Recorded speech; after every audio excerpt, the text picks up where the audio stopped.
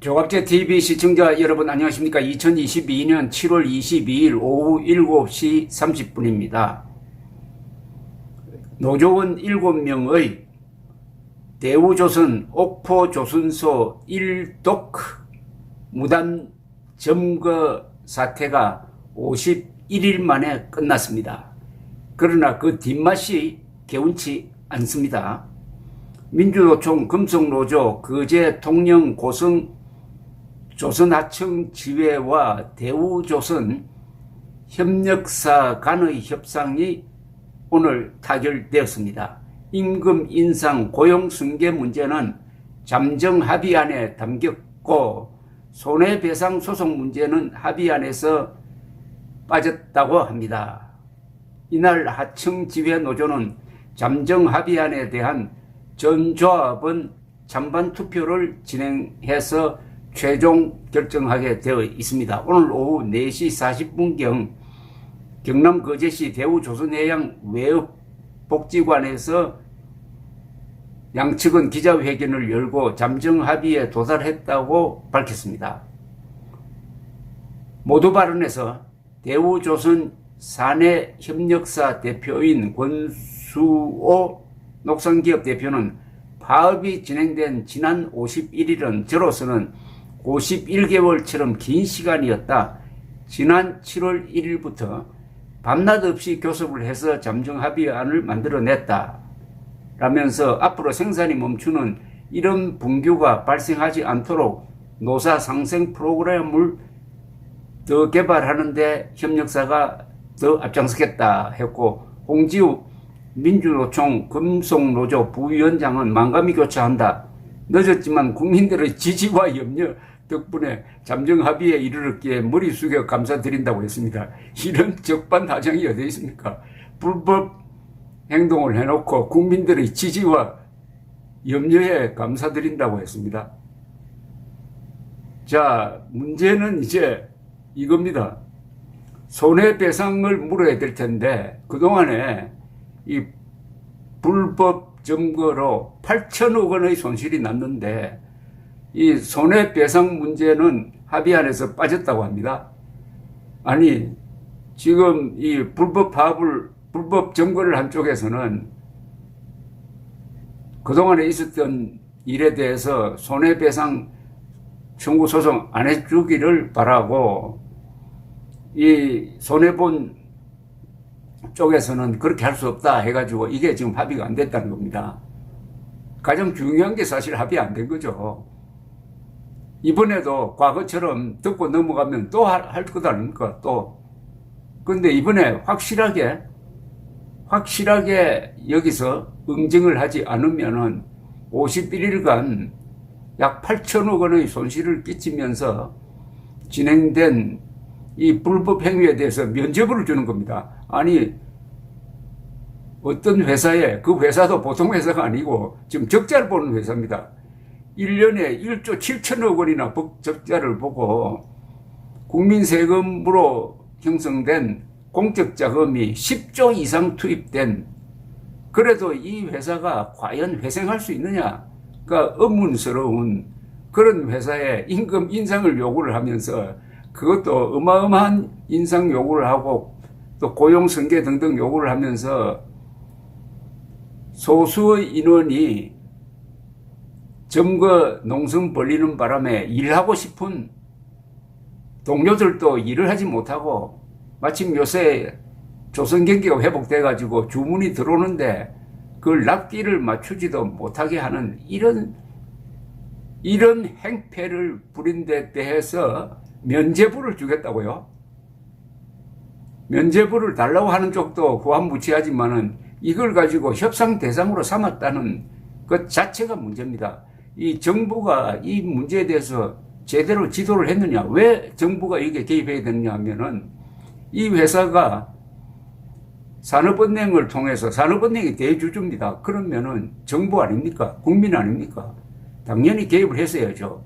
이런 협상 자체를 못하게 하고 딱 엄격하게 하지 않고 이런 어중간한 마무리를 하면은 아마 또 점거 사태가 빚어지지 않을까 하는 생각이 듭니다.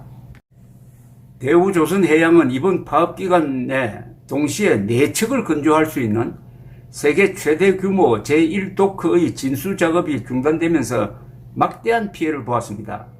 회사 측은 파업이 시작된 지난달 2일부터 이번 달 오늘까지도 22일까지 매출 손실을 포함해서 총 8,165억 원의 손해를 봤다는 겁니다. 7명의 불법 점거자가 8,165억 원의 손해를 끼쳤으니까 1인당 1,000억 원의 1억 달러입니다. 1,000억 원의 손실을 끼쳤는데도 이거 용서하면 되겠습니까? 이 손실은 선박 11척의 인도 지연에 따른 지체 보상금 271억 원도 포함되어 있다고 합니다. 자, 그러면 앞으로 어떻게 해야 되느냐? 이 대우조선해양의 최대 주주는, 그러니까 지분율 55.7%를 가진 KDB 산업은행인데, 산업은행은 불법 파업으로 발생한 손실 보상을 위해서는 1원도 추가 지원하지 않겠다는 뜻을 이미 밝혔습니다. 공적 자금 지원을 기대하기도 어렵다는 이야기입니다. 9조 원의 부채가 지금 쌓여 있습니다. 이 대우조선해양은 지난해 영업손실 1조 7,547억 원, 올 1분기도 영업손실 4,701억 원, 그러니까 올해도 지난해만큼 영업손실이 예상되고, 그러니까 이 부채 비율이 엄청나게 늘고 있습니다. 지금 부채 비율이 546.6%입니다. 그런데 지난해 말에는 390%였어요. 그러면은 지금 반년도 안 돼가지고, 이건 뭡니까, 이거?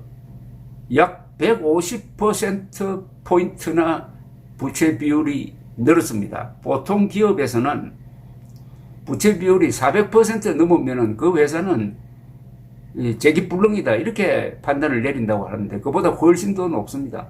그러니까 이 회사를 과연 살릴 수 있느냐? 이 회사는 오히려 문을 닫게 하는 게 국가적 손실을 최소화하는 것 아니냐 하는 이야기까지 나오고 있는데 지금 이런 사태가 벌어졌다 이거죠. 그런데 이번에 불법 점거한 이 하청 지회는 이번 사태 이전에도 지난해부터 4차례나 도크를 점거했다고 지금 조선일보가 보도하고 있습니다. 지난해 4월 7일 대우조선해양 1도크를 점거했고, 올해 들어서도 지난 4월 2차례, 5월 1차례 점거했다는 겁니다. 한 대형 조선업체 임원은 도크를 점거할 때마다 임금 인상이나 고용 승계를 요구했는데 그때도 별다른 법적 책임을 묻지 않았고 이번에도 법적 책임을 묻지 말아달라고 요구를 하고 있는데, 만약 법적 책임을 안 묻겠다는 합의를 한다면은 이런 대우조선은 결국 문을 닫게 하는 게 옳지 않을까 하는 게 저만의 생각이 아닐 것이라고 생각합니다. 이 대한민국의 법치가 무너진 근본 원인이 있습니다. 그것은 사형제도도 있고 사형선고도 하는데 사형집행을 하지 않습니다. 어떤 공동체를 유지하는 데 있어서 가장 중요한 사안은 살인자는 사형에 처한다는 겁니다. 이게 무너져 버리면은 다른 것도 다 무너져 버립니다. 많은 사람들이 이렇게 볼 겁니다. 유영철처럼 20명을 죽인 인간도 사형 선고를 받았는데 사형 집행되지 않는다. 그러면은 강도하고 싶은 사람, 도적질 하고 싶은 사람, 불법 파업하고 싶은 사람 그 마음속에 무슨 마음이 있겠습니까? 내가 이래도 이렇게 막가는 행동을 해도, 이렇게 악랄한 행동을 해도 나는 응징당하지 않는다는 생각이 있지 않겠습니까? 이 불법을 가르치는 게 지금 김대중 정부 이후 이어지고 있는 이 사형 집행 기피입니다. 이거는 완전히 직무유기입니다. 법무장관이 사형 집행을 하라고 의무를 주었는데도 이걸 하지 않고 있는 역대 법무장관, 그러니까 한동훈 법무장관은 국가 기강을 살리는 차원에서도 반드시 사형 집행을 해야 합니다. 그런 게 앞으로 이런 사태를 예방하는데 간접적인 효과가 있을 것이라고 저는 확신합니다. 감사합니다.